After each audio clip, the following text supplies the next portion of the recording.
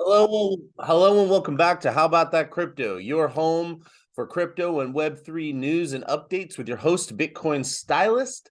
All right, so today's news and updates are going to be a little bit different than what we've been doing lately. I got some stuff for you that you're not going to want to miss. I got Latin America is going crypto in a big way. Adoption on many levels is happening there, and we have a quick crypto crash and scandal update. I know that everybody wants to know what the latest is with FTX, but there's also some other stuff too. So don't forget, this is not financial advice. Use the links below to do your own research. I'm going to dive right in. All right, so I hope you all had a wonderful Christmas. I got to see friends and family, and I thought it was pretty awesome. I'm back to work and decided to switch up the pace. There's so much clickbait out there about FTX that I'm kind of getting tired of it. Of course, I have to check it all out just in case there is something important to you, the investor, to you, the crypto curious. But I am trying to avoid the stuff that lacks substance. On this channel, I try to focus on crypto adoption and crypto utility, as well as the risks of not being the risks of crypto not being adopted, so like such as regulation. I try to stay away from the drama, but that doesn't mean you still won't hear it. I mean, I'll probably still let you have it, but like I'm not gonna like obsess over it like a lot of the other channels are. I'm not really sure how important it is in terms of crypto adoption, but if it is important, then you will hear it here. I just try to keep the news rolling. And today I got some great news. Despite the scandals, the fears, the uncertainty, and the doubt, the masses are doing on crypto because one guy pulled a con on 1 million people and more if you count non-customers. Today, I'm going to tell you about adoption in Latin America. Remember to check your American privilege at the door. Inflation is worse everywhere in the world than it is here. People struggle with unstable governments and unstable governments and currencies all over the world. And Latin America has a lot of nations like this, and the people are hurting. So before you go and dismiss cryptocurrency, think bigger than yourself. Remember that this is a global asset class that promises to give people all over the world options with their money and a chance to escape repressive governments. Okay, here we go. I'm going to share my screen. So if you're listening on podcast, you can just use the links below or just listen up and follow on. I'm going to go over everything. Anything else, you can use the links below. All right. So this is an author by Marina Lamertin. So it's on Coinbase, on Coindesk, coindesk.com, and it's titled NFTs are going big in Latin America amid a crypto ban. Different companies and organizations are incorporating non-fungible tokens into users' daily lives, not speculating. This is not a pictures of elephants kind of idea here. Okay, so I'm going to read the first two paragraphs. With an increasing number of financial and political crises in recent years, Latin American citizens have found in crypto a powerful tool to cope with the instability. Now, non-fungible tokens are booming in the region with the goal of solving real problems and not speculation. High inflation has led millions of Latin Americans to seek refuge in cryptocurrencies, with stablecoins leading the way. According to MasterCard, 51% of consumers in the region have made at least one transaction with crypto. Brazil, Argentina, Colombia, and Ecuador are among the top 20 countries with the greatest crypto adoption, according to Chainalysis' 2022 Global Crypto Adoption Index. 51% of consumers in Latin America. Think about that. We got like, I think it's like 12 to 14%, 15% is the largest number I've seen, as low as 6% in the US. All right, cool. So let's give you the first example of how they're using this technology. Let's just jump down here. I'm going to read a few paragraphs and explain it. Enigma.art is a decentralized platform that mainly provides NFT development services for well-known traditional Latin American artists, ranging from fine arts to the music industry. It connects artists with their fans through NFTs, meet and greet tickets, collectible cards, or original songs. When we entered the crypto universe in 2021 and discovered that what an NFT was, we wanted to buy an original piece by a Latin American artist, until we realized that there were practically none. So we created our own platform to link fans with artists through NFTs. Facunda Migoya, Enigma Art CEO, told CoinDesk. Facundo and Manuel, aged 21 and 18 respectively, co-founded Enigma.art in 2021. It has more than 5,000 users and at least 1,500 wallets connected. The platform allows users to find and buy original songs from the artists, who receive royalty percentage of the purchase. Disassociate the voice from each of the different instruments and then mix them differently to create a new track. So that's cool. You can like take a song, split up all the different sounds, and then make your own track. All right, cool. So that's the first example. All right, and here's another little piece from this article. We are all still creating and developing new ways for fans to invest in their favorite artists, with early access and fractional ownership over the artist's new songs through NFTs. So one way that they're thinking of doing this is the song will only be sold with NFTs, and you could potentially invest in an artist to produce a song, and the artist can get money up front, and then you can kind of get a percentage of the ownership of that song. And you know, maybe there's a way for like basically crowdsourcing your investment startup and then being able to collect royalties every time it's sold. It's a cool idea. All right, so we'll see how it works. So far, they have some traction going. So they've sold. There's been some from $30,000 all the way to $128,000 sold stuff. Okay, so next example. All right, so I'm just going to scroll down here and give you another example.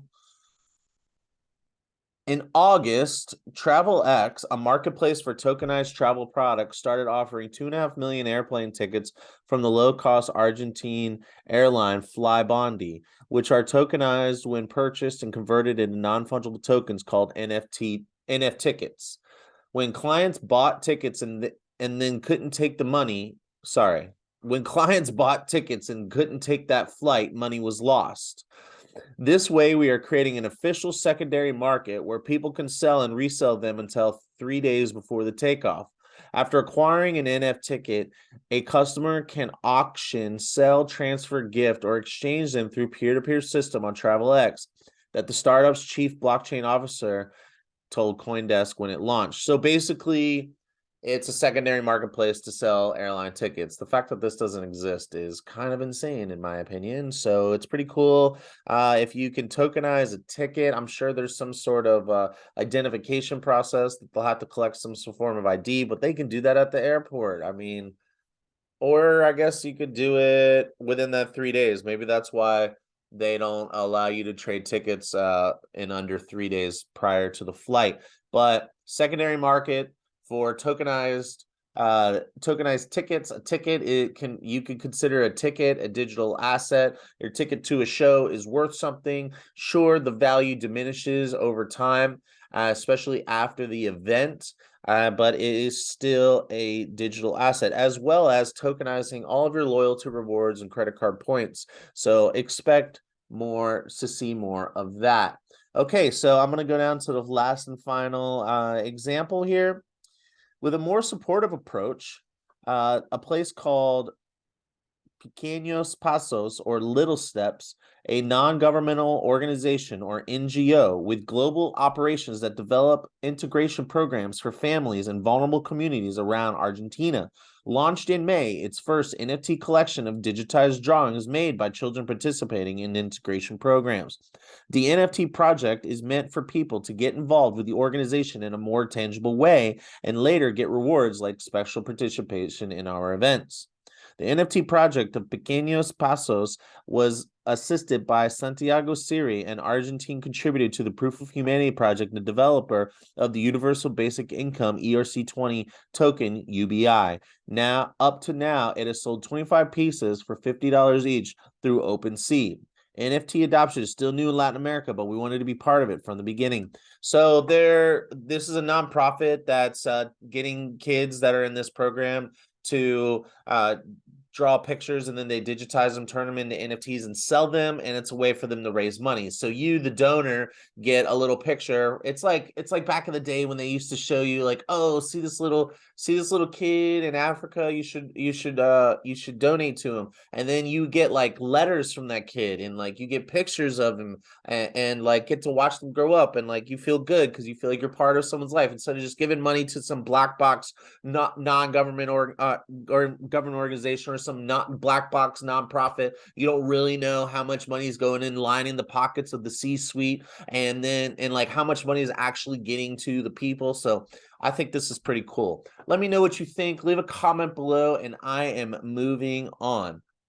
All right. So the same author, Marina, I can't pronounce that last name, Lamerton. That's what it looks like, but I feel like that's probably not right. But anyway, the article is on CoinDesk, and the title is "Crypto Loans Are Booming in Latin America Amid Runaway Bank Rates and Inflation. The traditional banking system and economic instability are making it difficult for Latin Americans to get credit, but crypto lending is thriving across the region." Okay, so basically, people are turning to crypto because like I said earlier, like these countries in Latin America, a lot of them have unstable governments and unstable currencies.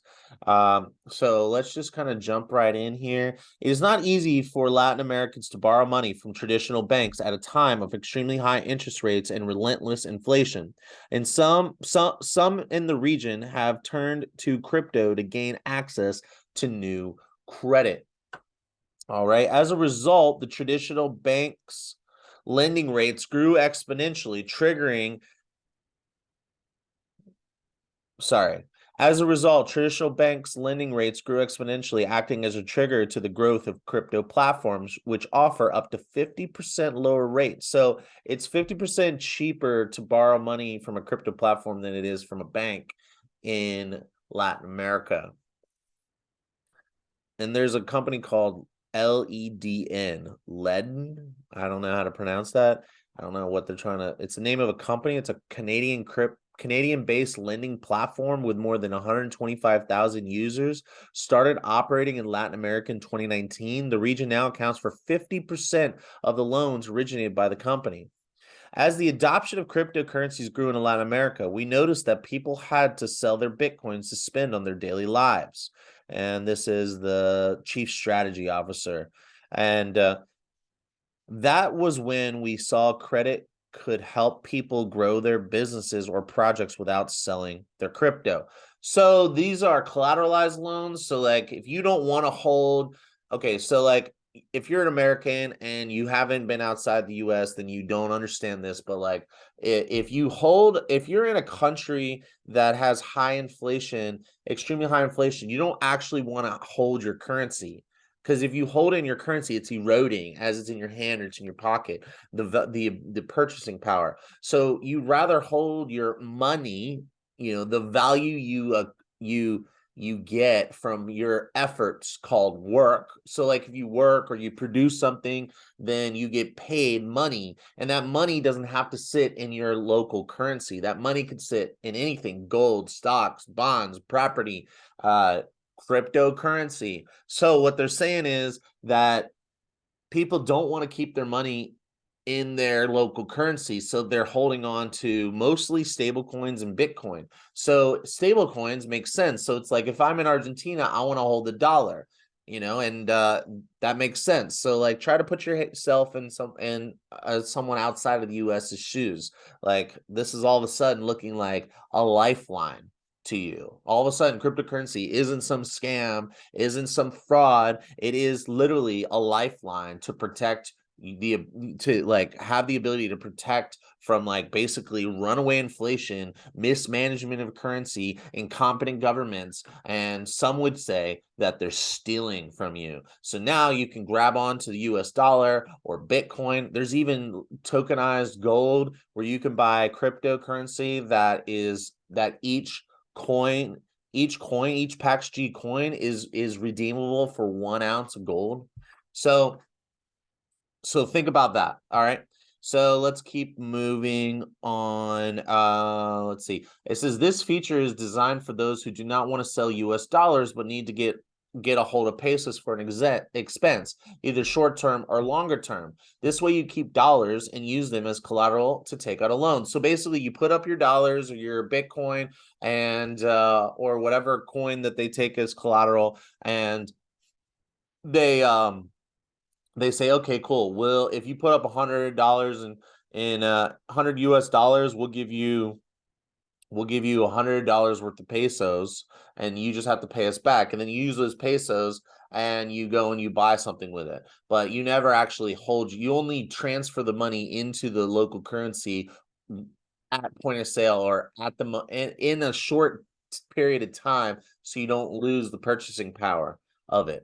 There's been countries that have had inflation so bad that by the time you cash the check and get the cash to go shopping with, you could lose like 20% of the value. I mean, inflation can just be really high. Have you heard of like people taking a barrel of cash to buy a loaf of bread? Like, that's what they were saying was like in Nazi Germany, and when they had all their high inflation. So something to think about. Just remember that the world is big and crypto is just as big as the whole world, and it's not just the US, and there's a big world out there that really is going to need this technology. So anyway, what are your thoughts? Leave a comment below, and I'm moving on. This is just a little wrap kind of. Here we go. We got CoinDesk is telling us that FTX users are sued for the priority repayment and damages in bankruptcy proceedings. So this is your little update of the crypto scandal and the crypto market and the crypto crash. There's like a bunch of people getting sued. Crypto exchange Gemini is being sued by investors over their interest earning program. So they have this earn program that they have halted withdrawals because they were using Genesis Trading to facilitate those loans and generate your yield. I don't know that they were actually playing the part of facilitating, like matching lenders and borrowers together. I think they just outsourced that. So your money is not accessible if it was in there. And so people are suing them, and most likely they could win, because that is technically a security, because you're giving someone money, they're guaranteeing you're giving a reasonable return, expectation of return. They tell you you're going to get a return. That's a reasonable expectation, and it's on the efforts of others. So that sounds to me like the Howey test. So anyway, it sounds like they're going to be kind of screwed. So hopefully the money that's not in the earn product is going to stay safe, but maybe you might want to move your money off of there. Not financial advice, but that's just what I'm doing. FTX is now being, if you're a user, obviously you should get priority over the investors, in my opinion. Like, why wouldn't you? Like, your money was in there before. Like, the investors are betting on the company is successful, but the users were not betting the company is successful. They were just using it, so they should get their money back first. And MicroStrategies adds 2,500 Bitcoin for $45 million in the last 2 months. I think he should have waited a couple more months because he could probably get a much bigger discount. I do think that the market's going to come down a little bit more. I think it's going to go down to definitely below 15,000.